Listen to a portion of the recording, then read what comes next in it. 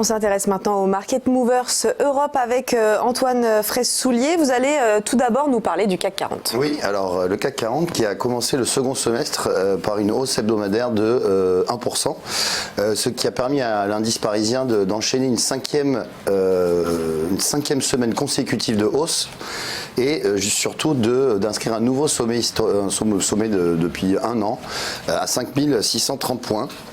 Alors c'est surtout mercredi dernier que le CAC 40 a très bien progressé puisque on a eu l'annonce du nouveau président de la BCE qui va succéder à Mario Draghi, et c'est Christine Lagarde qui est l'actuelle présidente du FMI, et elle est perçue par les investisseurs comme très dovish, c'est-à-dire une présidente qui aura une politique accommodante, politique monétaire très accommodante, et donc ça a été bien perçu par les investisseurs, ce qui a permis à l'indice parisien et aux indices mondiaux en général de bien progresser sur la semaine.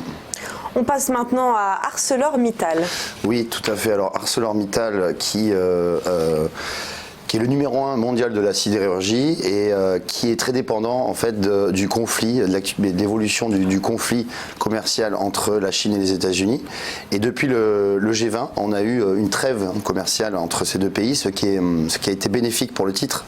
Et donc, en termes de performance, on peut également jouer un effet rattrapage sur le titre parce que c'est une action qui a perdu plus de 16% depuis le début de l'année, sachant que quasiment l'intégralité des actions du CAC performent depuis le début de l'année. Donc il y a peut-être un effet rattrapage à jouer, et avec une valorisation qui est très faible, puisqu'elle est valorisée 5 fois les bénéfices de 2019. On a sur ArcelorMittal un potentiel d'appréciation assez important sur le restant de l'année. On termine avec une dernière valeur, il s'agit de Vallourec. Oui, Vallourec. Alors Vallourec, qui fait partie du secteur des parapétrolières et qui profite du récent, qui est très corrélé en fait à l'or au pétrole, très corrélé à l'évolution des cours du brut. Et la semaine dernière, on a eu des cours de pétrole qui sont bien remontés et qui remontent bien depuis un mois.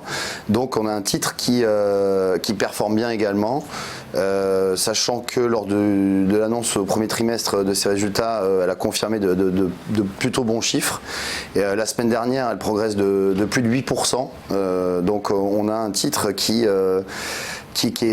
performe très bien et qui devrait continuer à bien performer sur le restant de l'année 2019. Merci Antoine, on passe maintenant aux Market Movers américains.